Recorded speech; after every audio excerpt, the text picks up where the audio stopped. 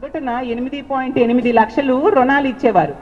ఆ తర్వాత చంద్రబాబు నాయుడు గారు ముఖ్యమంత్రి అయ్యాక ఒక్కో డ్వాక్రా సంఘానికి తీసుకుంటే 6.43 లక్షలు మాత్రమే రుణాలు మంజూరు చేశారు. అంటే వాళ్ళ కెపాసిటీ, వాళ్ళ పరపతి తగ్గిపోతూ ఉందన్నమాట. అలాగే తీసుకుంటే ఎంత దారుణం అంటే ఈ చంద్రబాబు నాయుడు గారు నెట్ట నిలువుగా ఈ మహిళలు మోసం చేయడమే కాకుండా ఎన్నికల టైంలో ఏం చెప్పారు, ఈ 3 లక్షల వరకు ఉన్న సున్నా వడ్డీని 10 లక్షలు చేస్తానని చెప్పారు. తీసుకుంటే ఈరోజు ఈ 19 నెలల్లో 7,500 కోట్లు మహిళలకి సున్నా వడ్డీ కింద బకాయి పడ్డం జరిగింది. అది నమ్మి ఆ రోజు తీసుకుంటే 10 లక్షల వరకు సున్నా వడ్డీ ఇస్తారు అని నమ్మి ఆ రోజు మహిళలు ఓట్లేశారు. ఈ రోజు తీసుకుంటే కొండ నాలికి మందేస్తే ఉన్న నాలుగు ఊడిపోయిందని మహిళలు బాధపడే పరిస్థితిని చంద్రబాబు నాయుడు గారు తీసుకొచ్చారు.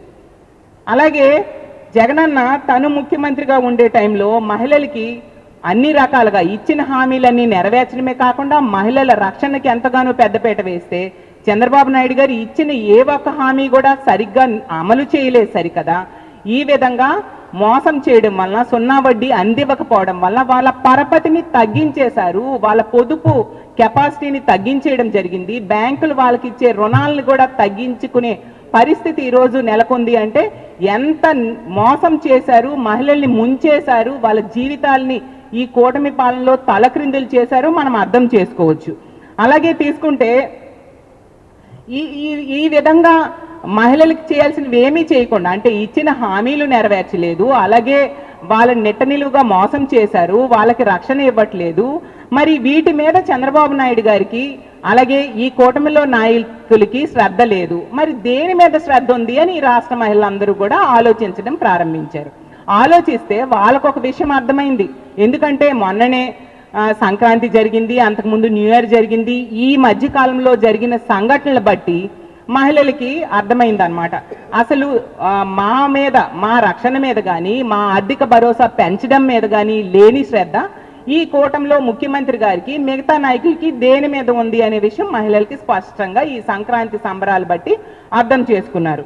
ఈరోజు సంక్రాంతి సంబరాలు ఈ కూటమి పాలనలో ఎంత దారుణంగా, ఎంత అసహ్యంగా, ఎంత చాలా మహిళలు సిగ్గుతో తలదించుకునేట్టుగా, మహిళల్ని అవమానించేట్టుగా చేశారో మనం చూడాలంటే ప్రతి దగ్గర కూడా ఇలాంటి తప్పుడు పనులు చేసిన అందరూ కూడా తెలుగుదేశం పార్టీ అలాగే కూటమిలో నాయకులే మనం చూస్తూ ఉన్నాం.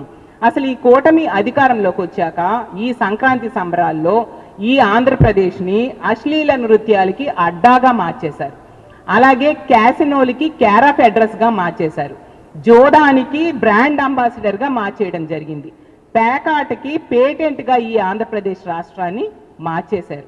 అంత దారుణంగా ఎక్కడ చూసినా పబ్లిక్గా అడ్వర్టైజ్మెంట్స్ ఇచ్చి మరి ఇలాంటి సంస్కృతిని ఈ రాష్ట్రానికి ఈ కూటమి నాయకులు తీసుకురావడం జరిగింది.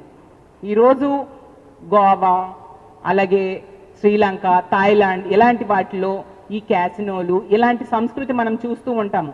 కానీ వాటిని మించేట్టుగా ఈరోజు ఆంధ్రప్రదేశ్ రాష్ట్రంలో కూటమి నాయకులు ఆ సంస్కృతిని తీసుకురావడం జరిగింది.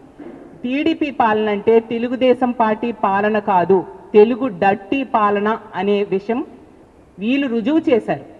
ఎన్డీఏ అంటే నారావారి డట్టి అడ్మినిస్ట్రేషన్ అని ఈరోజు ఈ సంక్రాంతి సంబరాల ద్వారా రుజువైన పరిస్థితి మనం చూస్తూ ఉన్నాము.